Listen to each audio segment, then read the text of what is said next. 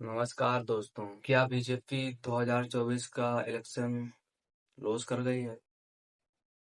BJP ये election पूरी तरह से हार चुकी है। अब की बार 400 पार का जो नारा था, वो हवा हवा में उड़ता हुआ दिख रहा है।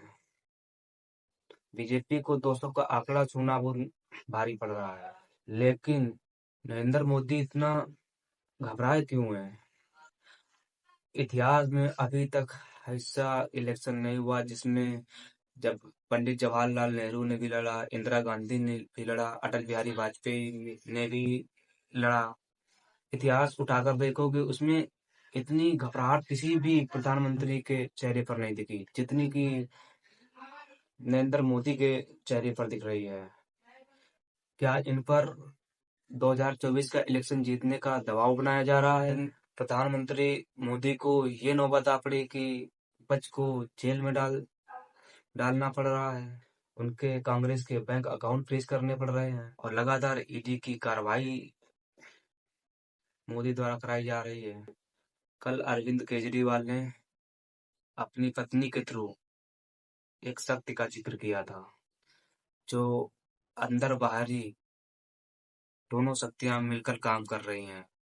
भारत के अंदर और बाहर ढेरों ऐसी शक्तियां हैं जो भारत को कमजोर कर रही हैं। हमें सचेत रहकर इन शक्तियों को पहचानना है, इन शक्तियों को हराना है। लोग इससे बेखबर हैं।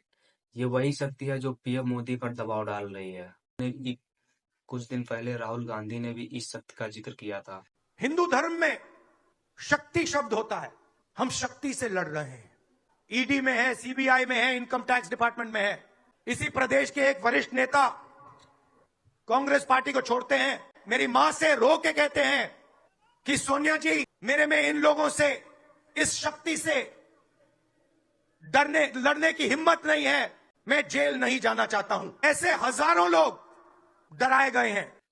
राहुल गांधी साफ साफ कहते हुए नजर आ रहे हैं, मेरी कोई बीजेपी से लड़ाई नहीं है, मेरी मोदी सरकार से लड़ाई नहीं है, मेरी उस शक्ति से है जो इसके पीछे काम कर रही है।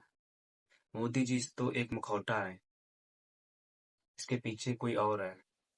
क्या यह वही शक्ति है जो नरेंद्र मोदी पर दबाव बना रही है? और ये शक्ति इतनी ताकतवर है, अभी तक इसका किसी ने भी खुलकर जिक्र नहीं किया है। अरविंद केजरीवाल जेल में है, ईडी की गिरफ्त में है। वहां से संदेश भेज रहे हैं सुनीता के द्वारा। उनका कहना है कि जो कुछ अंदरूनी और बाहरी शक्तियां काम कर रही हैं, लोग उनको समझे, पहचाने और इनसे बचकर रहें। क्या ये शक्ति इतनी ताकतवर है कि किसी ने अभी तक इसका खुलकर जिक्र नहीं किया? इन्हीं के दबाव में नरेंद्र मोदी पंजाब में ऑपरेशन लोटस चला रहे हैं, जिसके थ्रू एक हाथ में नरेंद्र मोदी ईडी लिए हैं और दूसरे हाथ में पैसा। अगर पैसे से नहीं आप छोड़ोगे तो ईडी के थ्रू घसीट लेंगे। अभी कल पंजाब में आपके एक सांसद और विधायक ने बीजेपी ज्वाइन की। गुप्त सूत्रों का कहना है पर्दे के पीछे उन पर ईडी की जांच का दबाव बनाया गया है, तब उन्होंने बीजेपी ज्वाइन की है। आम आदमी पार्टी के 3 सांसदों को 25-25 करोड़ का ऑफर एक कॉल के थ्रू किया जाता है। उनको तुरंत आम आदमी पार्टी को छोड़ने को कहा जाता है और बीजेपी में शामिल होने को कहा जाता है। इन्होंने इसका बाकायदा खुलासा किया और एक एक कॉल आई, ਜਿਹੜਾ ਨੰਬਰ ਹੈ +35 ਸਿੰਘ ਬੋਲ ਰਿਹਾ, ਇਹ ਨੰਬਰ ਸਾਈਪਰਸ ਦਾ ਨੰਬਰ ਹੈ। ਜੋ ਤੁਹਾਡੀ ਡਿਮਾਂਡ ਹੈ ਤੁਸੀਂ ਦੱਸੋ। ਮੈਂ ਕਿਹਾ ਜੀ ਮੇਰੀ ਕੋਈ ਡਿਮਾਂਡ ਨਹੀਂ। ਕਹਿੰਦੇ ਤਕਰੀਬਨ 20 ਤੋਂ 25 ਕਰੋੜ ਰੁਪਏ ਤੁਹਾਨੂੰ ਅਸੀਂ ਦੇਵਾਂਗੇ, ਤੁਸੀਂ बीजेपी पार्टी ज्वाइन करो। जो ये कंट्री का नंबर है वो साइप्रस का है, मतलब यहाँ पर एक भारी शक्ति भी काम कर रही है। नरेंद्र मोदी को इलेक्शन हारने का डर सता रहा है। और वो शक्ति इन पर दबाव बना रही है। नरेंद्र मोदी ईडी और सीबीआई, इनकम टैक्स आदि जैसे संस्थाओं पर दबाव बना रहे हैं।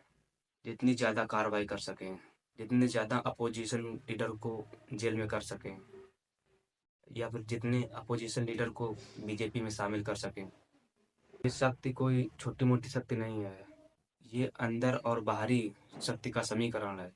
और नरेंद्र मोदी के हाथों में कुछ नहीं है, वो सिर्फ इस शक्ति की कठपुतली है। और इस शक्ति का मेन मकसद है भारत को बर्बाद करना।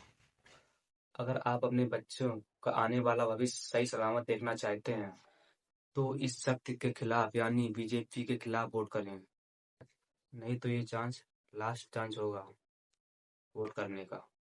सत्यपाल मलिक ने भी यही कहा है।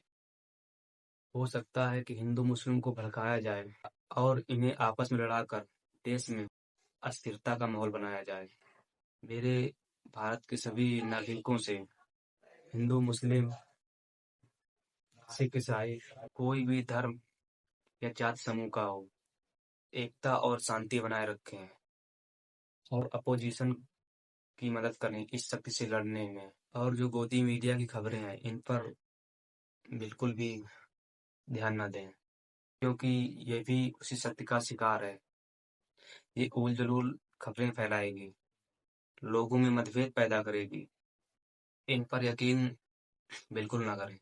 अभी वोटिंग के एंड तक देखते जाना कितने पॉलिटिशियन अरेस्ट किए जाते हैं और कितने अपोजिशन पॉलिटिशियन बीजेपी में शामिल किए जाते हैं।